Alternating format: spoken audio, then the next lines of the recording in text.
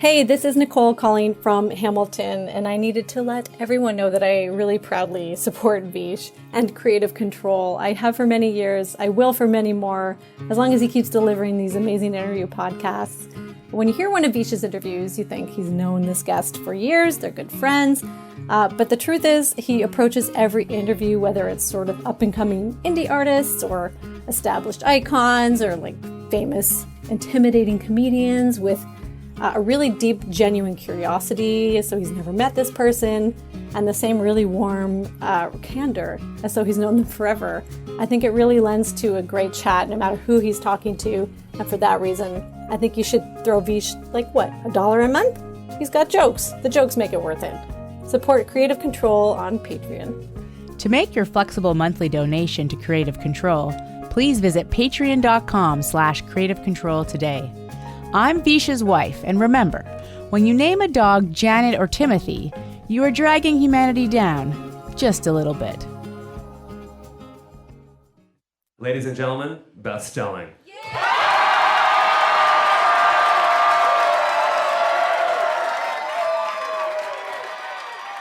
Beth Stelling is a very funny and talented comedian who originally hails from the state of Ohio.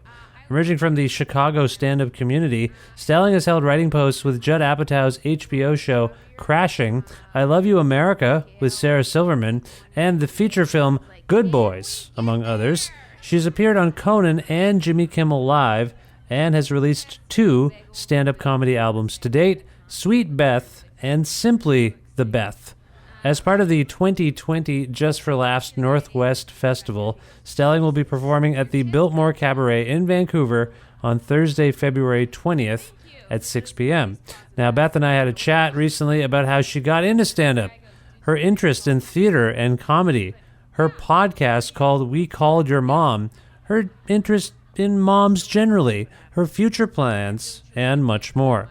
A part of the E1 Podcast Network with the support of listeners like you who subscribe to this podcast and spread the word about it and make flexible monthly donations at patreon.com/Creative Control, plus in-kind support from Pizza Trokadero, The Bookshelf and Planet Bean Coffee in Guelph, and Grandad's Donuts in Hamilton.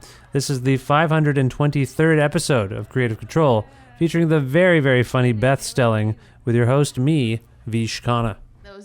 Those Facebook posts are like 6 years ago today. Those are fun for me. Truly, I do like looking back at my old D cups, holding the PBR in the town hall bub photo booth, just like taking turns wearing a large bunny head with my friend. It's less nostalgic and more leaves me wondering how I survived on so few likes, you know?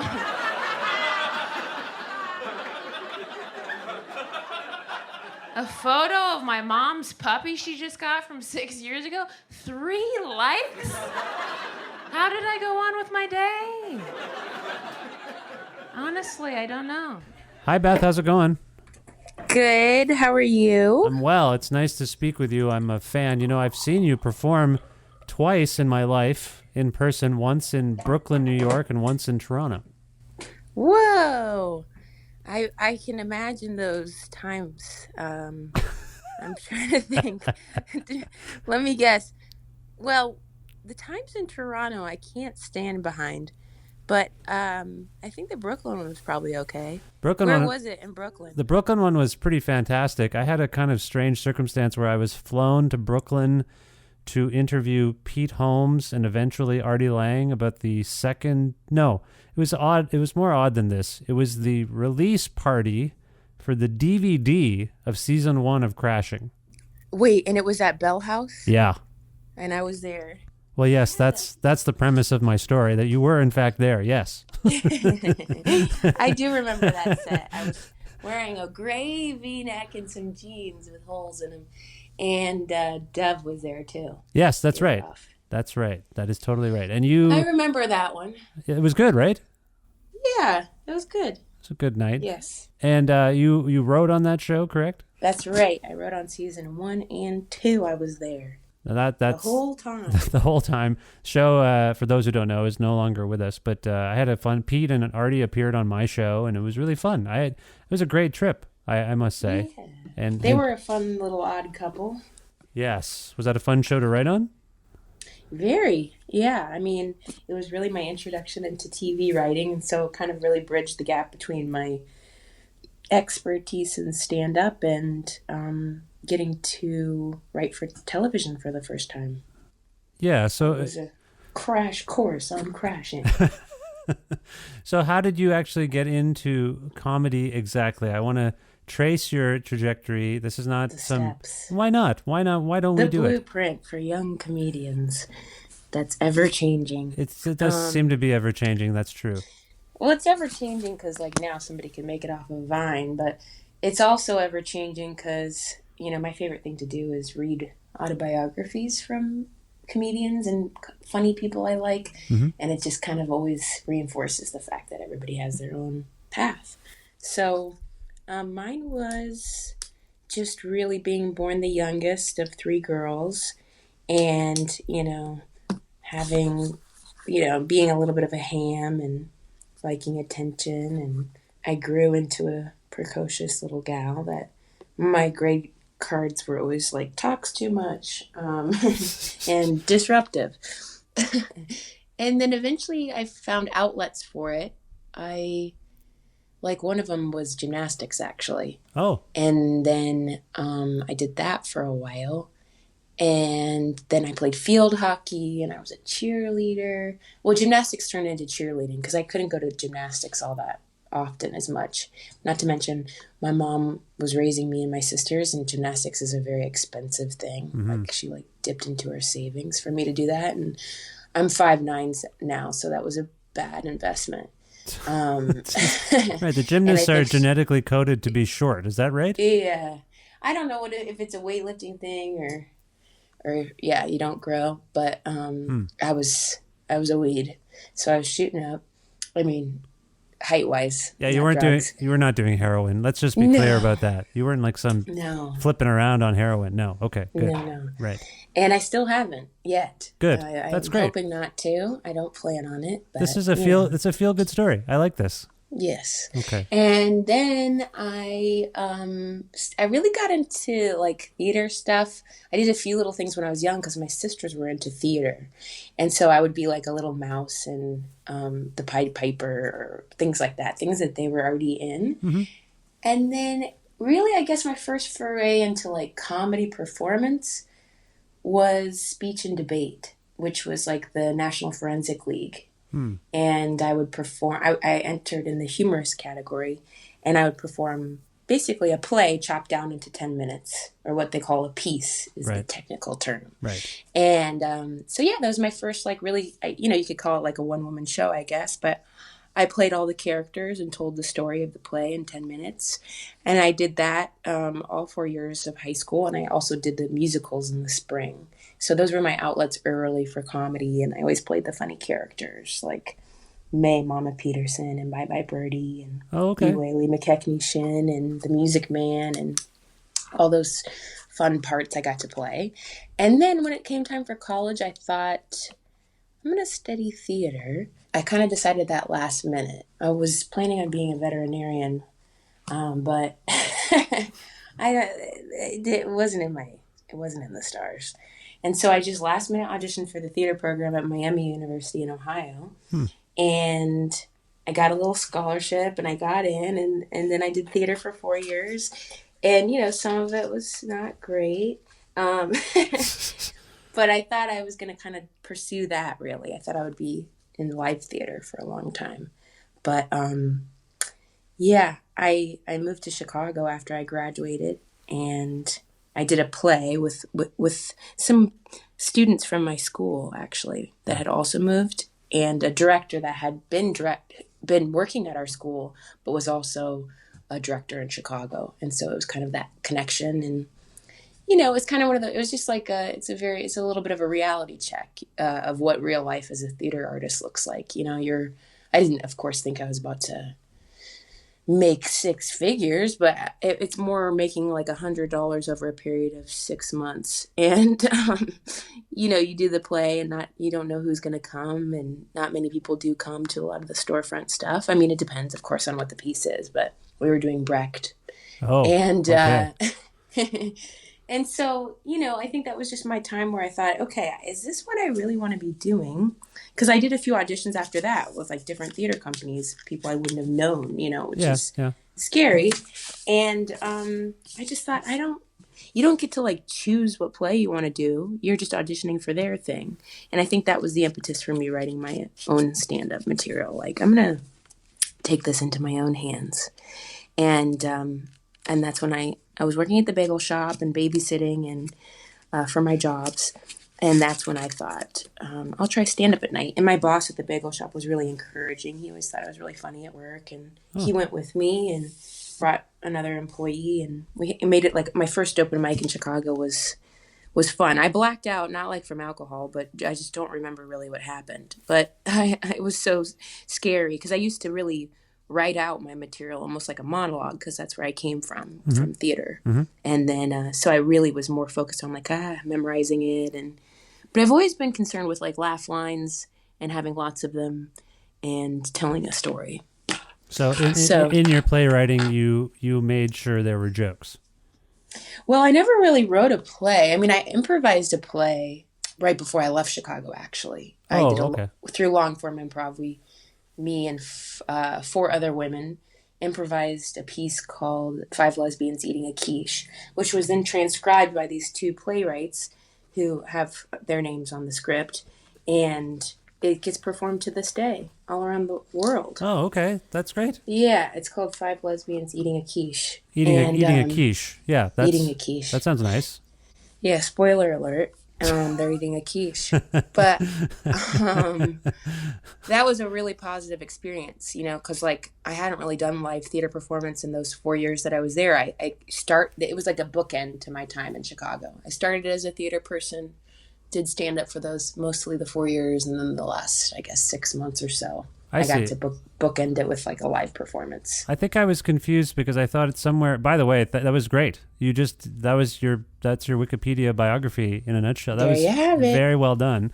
But I thought you said something about how, was it in high school you got into the notion of performing? And I thought you had said you wrote pieces, right? Is that what you said? So what it was is, the technical term is called like a piece. I mean, that sounds so silly. I was being kind of silly, but meaning like we would take a play, like The Lives of the Great Waitresses by Nina Shingold. That was my freshman year piece. Okay. And we would cut 10 minutes of the play out, like highlight it.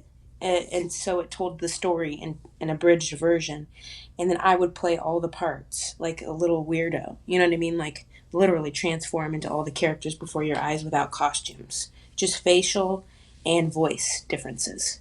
So if I had focal points on the wall, like maybe just off your left shoulder and just off your right shoulder. Right. So if I was having a conversation in the piece or in the play I was performing, this one-woman show, I would look to your left for one person's voice and then to your right for the other person's voice. And you would see the conversation happening as I transformed between characters.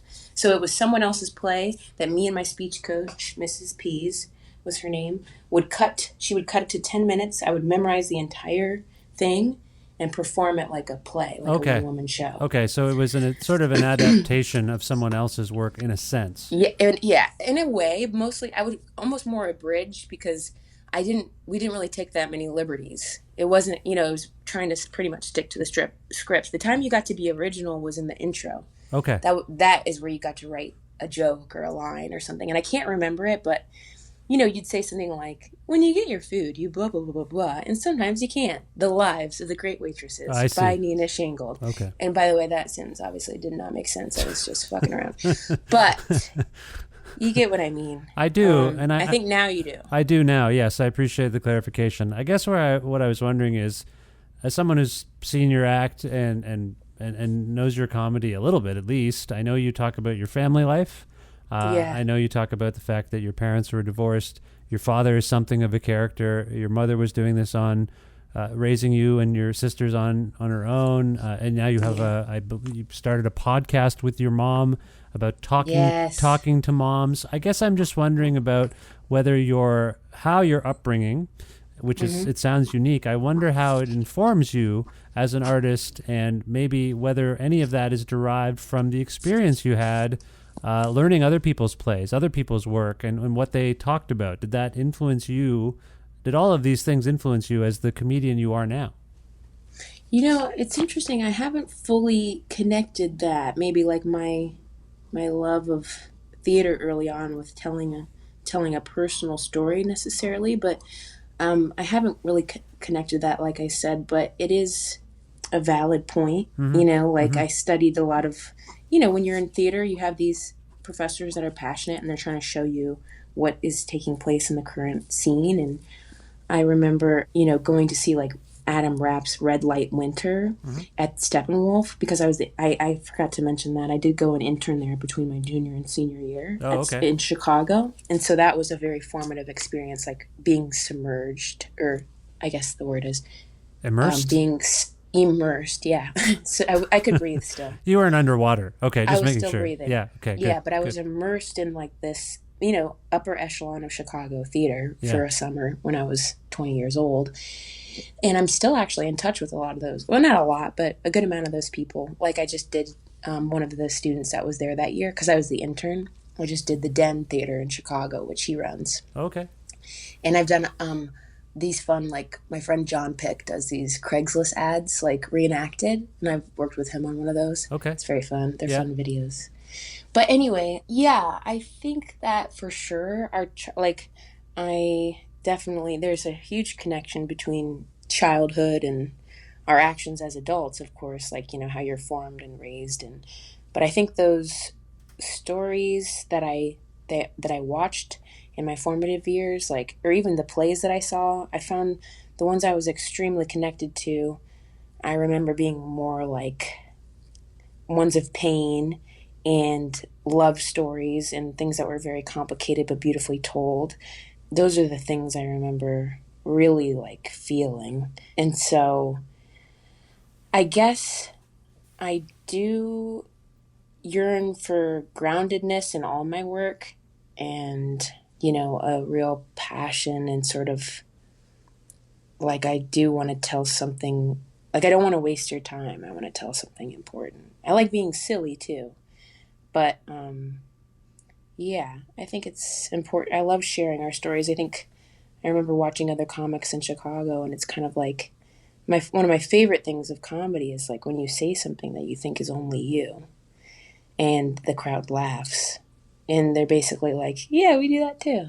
Or at least they can understand where you're coming from. So those are my favorite things to think of the most.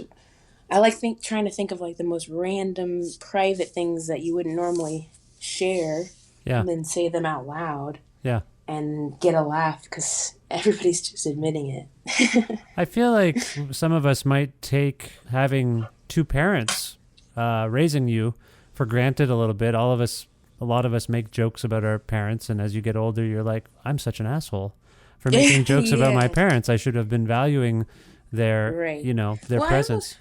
I feel like that about, because now that, as time goes on, and even, of course, time doesn't really matter. You could lose a parent at any time. But I think for me, it's more, seeing friends that have lost parents, that makes me kind of more aware and appreciative, and honestly worry about like repairing things before it's too late. I think a lot of people do that. But I'm really thankful that I am who I am because of my upbringing. And I'm thankful that I faced that type of adversity when I was young, because it definitely made me a better person. So it's to me, it's very it's not synonymous, but it's similar to the fact that I didn't come from a rich family that I could fall back on in comedy. Like I had to work, anywhere from 2 to 3 jobs, 2 in Chicago, and then it became 3 in LA. While I was pursuing comedy. And at the time it's tiring, and you're like, why am I even doing this? What's it all mean? But I'm so thankful that I didn't come from a place where I'm envious in ways of those comics that have rich parents or funded their lives, or they didn't have to worry about a day job. They could just write their comedy and focus on that. Because I think that there's certainly a benefit to that. I think that they could put more time, as if they're hardworking. But I think the benefit to me is the way that I came up is that I worked for everything. I appreciate everything. And I've remained connected to the people I'm talking to. Yeah. For the most part, because I didn't experience that privilege of just being provided for my whole life. Well, it's a weird thing too, because you don't know anything else. Your life is your Yeah. life. You have nothing really to compare it to, except for, even if you might have had those advantages, you still might have turned out the way you are. I mean, Yeah. it's just, those are material conditions out of your control. You did mention several things there. You mentioned sports, being really into sports. We've talked about theater. We've talked about comedy. You alluded to musicals. This is ostensibly and maybe primarily a music podcast. I talked to lots of musicians, some comedians, cool. some authors. I'm curious about your interest in music. Do you play music? Or do you have a deep interest in music beyond, the casual fan, maybe? Yeah, my mom is a music teacher, and so we grew up singing, and she has a piano in the home, and always had like a beautiful voice. And, a lot of my early music was religious because we grew up Christian Methodist. Okay. And so I was singing from a very early age in the primary choir of my church. So those are a lot of happy memories because my mom was the teacher. That was her other job. Yeah, yeah. So singing in the church and all those things, those were early memories and songs that I still remember. I no longer practice. I don't, go to church. And my mom doesn't even really go to that church anymore for other long story, funny reasons. But okay. I played cello from 3rd grade on. I quit in ninth grade, or maybe it was 8th because I thought it was uncool.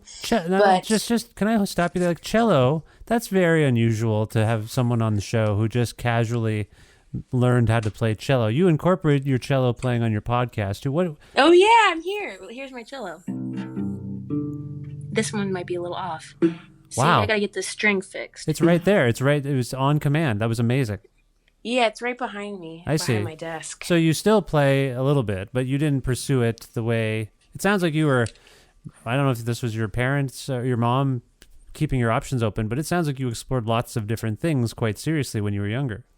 Yeah, because my 2 older sisters did things, they kind of were in tandem, and I would try to do what they did and follow, but it never quite worked out for me like it did for them. I see. The only thing that we all had in common was field hockey. We all played that together. That's fun. That's a fun sport. Oh yeah, I love it. I still play. I'll play tonight if my cold is feeling better. You're just gonna go out and play pickup field hockey? Yeah, in Santa Monica with the Santa Monica Sevens. Oh, I didn't know that was you could actually do that. That's great. Yeah, Thursdays at 9 p.m. John Adams Middle School. Okay. Well, now the announcement's out. You're going to get an influx of people at the next one. No, that'd be great. That's great. So cello, do you have musical influences per se? I wish I could, it's kind of one of those things where right now, because that string has been off, I need to go get it repaired. It's now been far too long since I've played. Right. And when I am on tour right now. And so I'm at home currently, but usually I'm home, it goes comedy clubs are usually Thursday through Saturday. So I'm gone Thursday and I get back Sunday. Then I have Monday, Tuesday, Wednesday. And sometimes it's hard to run the errands that you want to you just kind of want to rest at home. Yeah. So I would like to be playing more and be more skilled. But right now I play simple songs, a lot of things from when I was a kid, Forrest Gump theme songs, the Beatles stuff is kind of easy for me to play and fun. Like Eleanor Rigby? Yeah, Can you play Eleanor Rigby? Eleanor Rigby. Yeah, but now that I'm thinking about it, that is a quicker tempo there. Yeah. I don't know if I have it in one of my books. Okay. I bet it's possible. I could look it up. Just trying to think of a decent Beatles cello song. That's all. that one's got a cello. All in My it. Loving is up right now. Does it have a cello on All My Loving? I can't picture All it. My Loving. Really? Yeah. I mean, you can play anything in cello, really. You can play anything. I can play "You Are My Fire" Backstreet Boys on there. Please don't. And I have. Please don't do that. I don't want Yeah. that. I don't want it. I don't want it that way. It's available. It's available on my Instagram feed. Okay, I will check that out. Now, we don't have a lot of time left here, which is sad. It's sad the way time works, but I do want to ask you about your current projects. I mentioned this podcast you started with your mom. Do you want to talk about that? Yeah. It's been slow going because we did 6 episodes and 1 live episode, and it's, for me, from my side, the inside. it's a nightmare because I just want it to be freaking free. Just put it out for people to enjoy what's happening. Yes. And so it sounds like my wishes are going to be granted, and season 1 will go for free online everywhere, like Apple or iTunes and whatnot. Mm-hmm. And in the next couple months, my mom and I will record season 2 for release shortly after. And it's called We Called Your Mom? And my mom and I go into the studio and we just call some of my friends and people I've worked with mom. It has nothing to do with the comedian or the artist. Like, we just call their mom and talk to their mom for a while. Now, why did that intrigue you? I'm just curious. Well, because my mom, like, is so much of who I am, and her strength and everything she overcame to raise me is definitely how I am and why I'm here. And so I think I really like to know about other moms and what the similarities are between moms and the artist children that they have. And like, I think the stories of their earliest signs of being different or unique or creative are always really interesting, especially their senses of humor come early. And so those are the funny things you get to hear about that only a mom would remember. Right. So who have you spoken with thus far? We talked to Marilyn Bamford. Her episode is actually currently just free and out.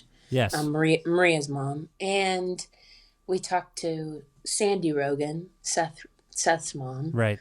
We talked to Baron Vaughn's mom, Charlotte.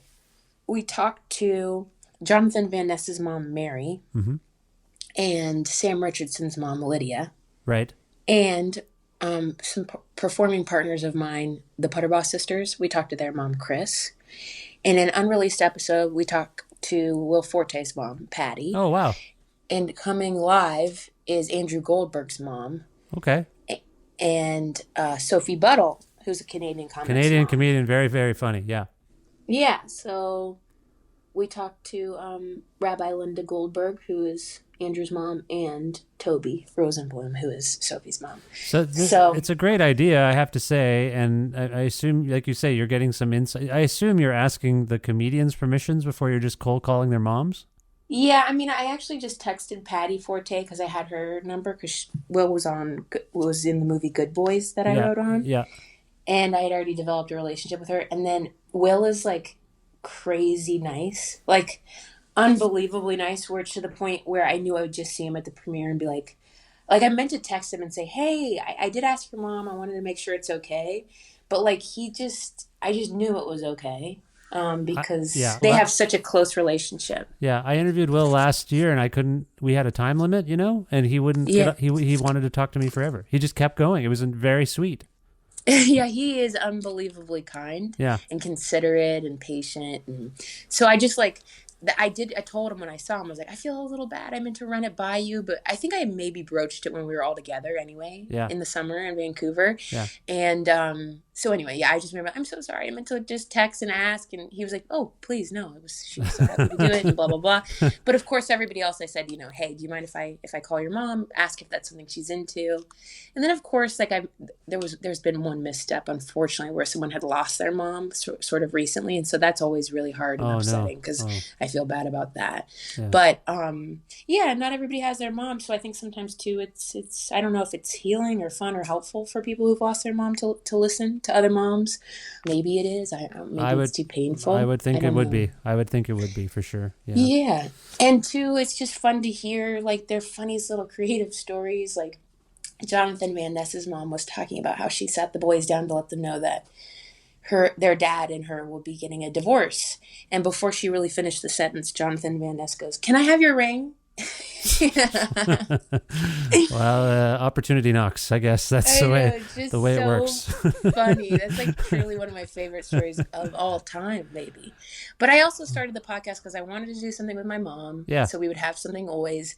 And I knew if I was going to start a podcast this late in the world, in the game, that it had to be something that was unique. And I really didn't want to bother my friends. Right. So I just bother their mothers. They have more time on their hands at this moment. No, that makes sense. They've done the raising. Well, we do have to go, unfortunately, Okay. because I know you've got other commitments. So before we go, is there where can people go to learn more about you, Beth? I'm just curious, so they can get some more info.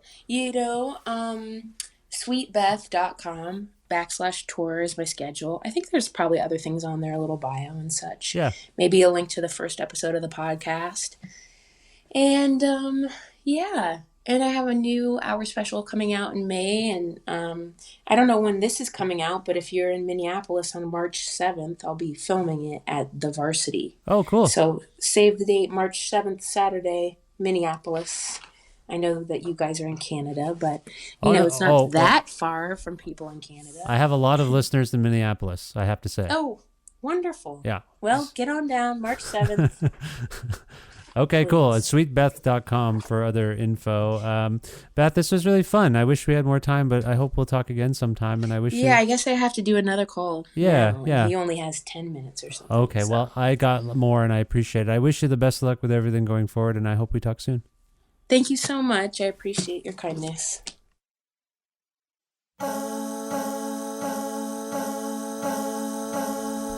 Thank you very much to Beth Stelling for appearing on this, the 523rd episode of Creative Control, which is part of the Entertainment One Podcast Network and is available on all iOS and Android platforms and everything else you can think of. Spotify, Audio Boom, YouTube, it's everywhere. If you can't find an episode that you're looking for, or if you want to learn more about me and sign up for my regularly scheduled newsletter, please visit my website, vishkhanna.com. You can like Creative Control on Facebook, follow the show on Twitter at Vish Creative, or follow me directly at vishkhanna. Also, please visit patreon.com/creative control to make a flexible monthly donation to keep this podcast going. Again, $6 or more per month gets you exclusive access to content that is not available anywhere else. So please visit patreon.com/creative control to learn more about donating to the show. Thanks as always to Pizza Trokadero, The Bookshelf, Planet Bean Coffee, and Grandad's Donuts for their in-kind support of the show. As always, thanks to my pal Jim Guthrie, and you can learn more about Jim and his music, which he loans to me sometimes on the show, at jimguthrie.org. And finally, thank you. Thank you very much for listening to this episode with Beth, and maybe checking out some other episodes if you're not familiar with the show. But otherwise, I appreciate you subscribing to the podcast, telling your friends to maybe do the same, and just for listening and for being you. Thank you for listening this far into the episode. You are a trooper. I will talk to you very, very soon, I hope. Bye for now.